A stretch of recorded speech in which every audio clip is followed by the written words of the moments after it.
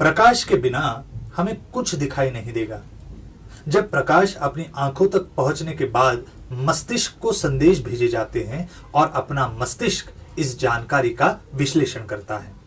रात के समय अगर कमरे की बत्ती बुझाई गई तो आपके ध्यान में आएगा कि हम कमरे के अंदर की कोई चीज देख नहीं सकते।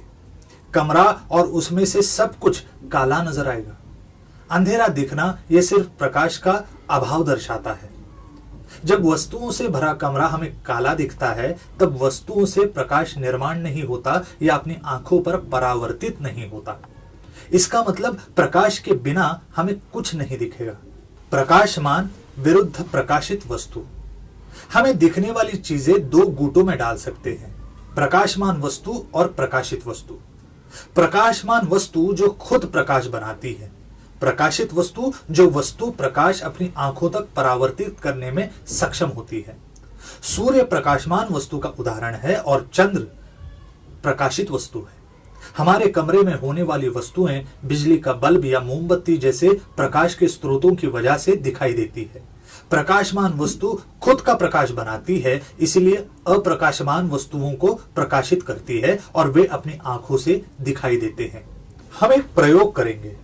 हम इस लेजर दिए का उपयोग करेंगे जो एक आईने पर संकेत करता है। मैंने उसे एक कोण में दर्शाया है, इसलिए वो प्रकाश इस गत्ते पर परावर्तित होगा। कमरे की बत्तियां बुझाकर लेजर चलाते हैं। प्रकाश हवा में से आईने तक और फिर गत्ते तक जाते हुए प्रकाश का अस्तित्व मालूम नहीं पड़ता। जिस स्थान पर प्रकाश आईने पर और गत्ते पर गिरता है, सिर्फ उसी स्थान पर प्रकाश दिखाई देता है।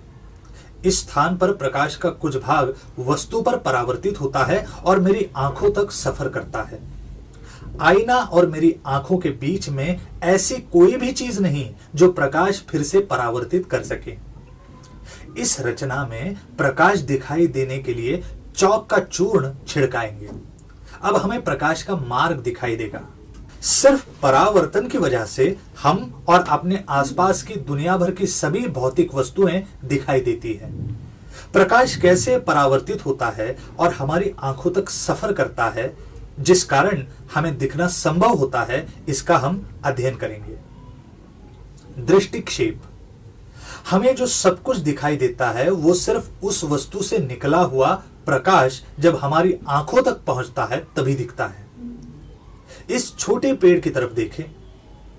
आप इस पेड़ का सिर्फ ऊपरी भाग देख सकते हो क्योंकि प्रकाश ऊपरी भाग से परावर्तित हो रहा है और आपकी आंखों तक सफर करता है।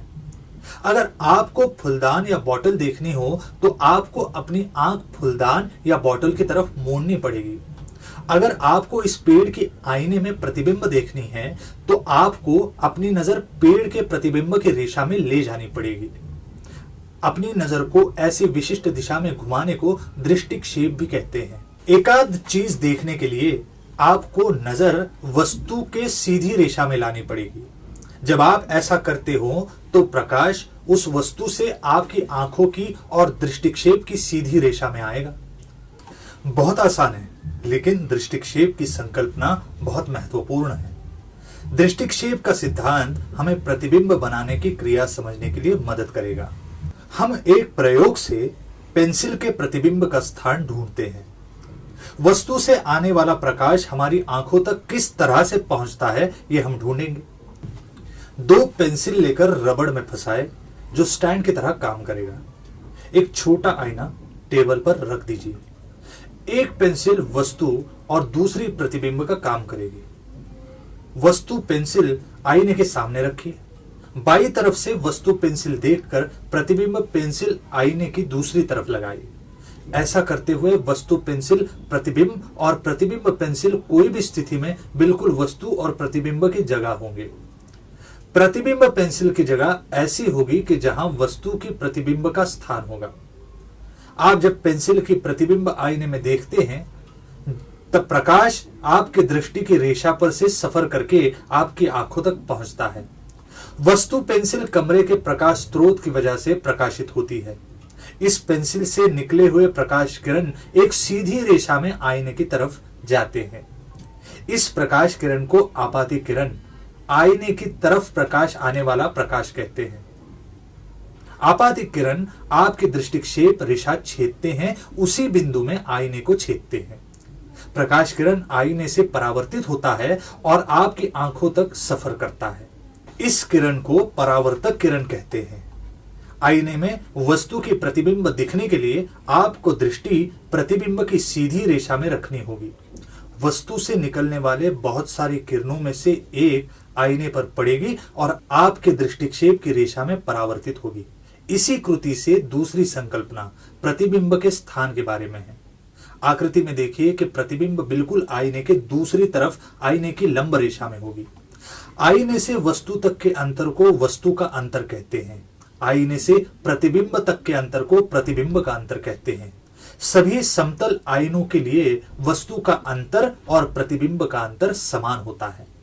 परावर्तन का नियम।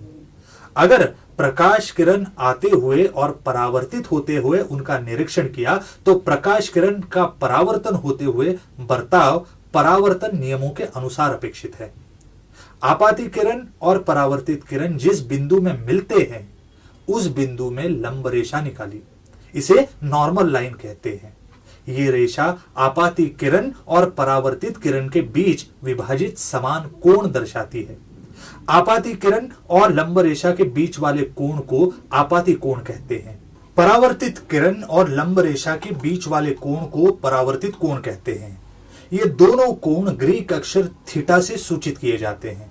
आपातिक कोण थीटा आई और परावर्तित कोण थीटा आर ऐसे पढ़ते हैं।